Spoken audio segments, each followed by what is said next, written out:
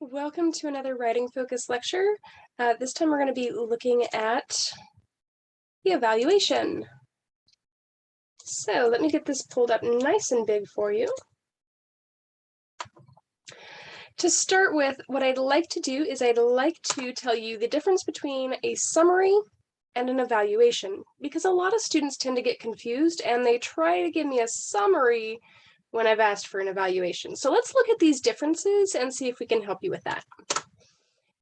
So a summary is strictly summarizing an article. It's free of opinion, so no opinions allowed. It's factual items of the article.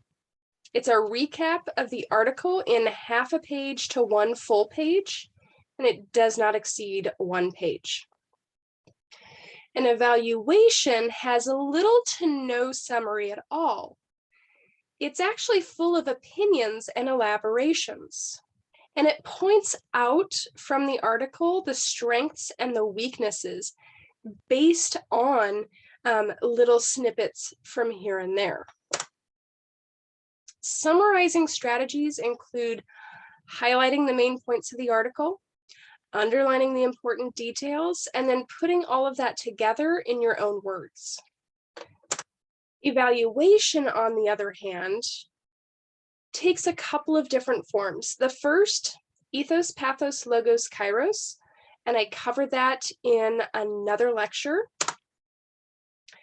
Or the CRAP test strategy, where you're looking at the currency, relevance, authority, accuracy, and purpose of the piece. The best, though, especially if you're in a collegiate level composition class, is to use the CRAP test criteria to help you outline your paper. And then you include the language of ethos, pathos, logos, and kairos where appropriate. So it's actually a mixing of the two, and that will bring you up to college level. So what is an evaluation?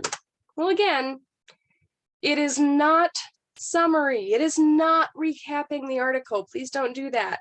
Instead, point out the strengths, point out the weaknesses, elaborate on what could have been done better and why or how. Use strong language of ethos, pathos, and logos. Use the language of the CRAP test questions. Don't ask the questions, answer the questions. Preferably, you want to use that combination. For your review, you want to highlight knowledge that the author contributes to the field. You want to critique the article's strengths and weaknesses. Demonstrate the article's value, not to the field itself, but to your research paper. Evaluate the ethos, pathos, and logos as they're used in the article. And tell us whether you support the author's stance or not, and why. You could also include whether or not this particular article is strong enough to use for your research paper. Models, again, for that evaluation: ethos, pathos, logos, kairos. The CRAP test, or again, combining the two. And what do I mean by that? Well, if you're using the CRAP test, you could actually have 5 segments that you're looking at. The currency, where you spend some time just looking at the currency of the article and examining that currency. And then maybe you want to go with all the strengths up front and the purpose was the next strongest, so you look at just the purpose. Maybe, just maybe, you want to look at the weaknesses first and the accuracy was the weakest, so you start there. And then maybe you're building up to the stronger points in the article. So you can actually take those CRAP test criteria and kind of move them around and arrange them. And this becomes your outline and your construct for your paper. As you're doing that, make sure you do apply ethos, pathos, logos, kairos. Throw those terms in there where they fit and where they belong, so that, again, you have that college level understanding.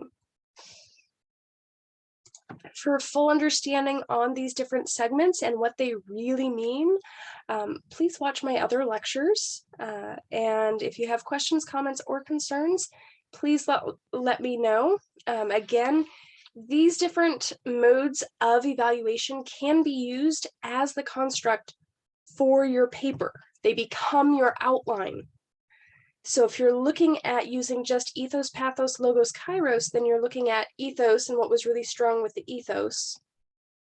If that scares you and you don't like the Latin, go with the crap tests and tell me about the currency, the relevancy, the accuracy, the authority, and the purpose, and move them around in your paper so that you have the format you feel is the strongest. All right, let me know if you have questions, comments, or concerns. I'm here for you, and thanks so much for watching.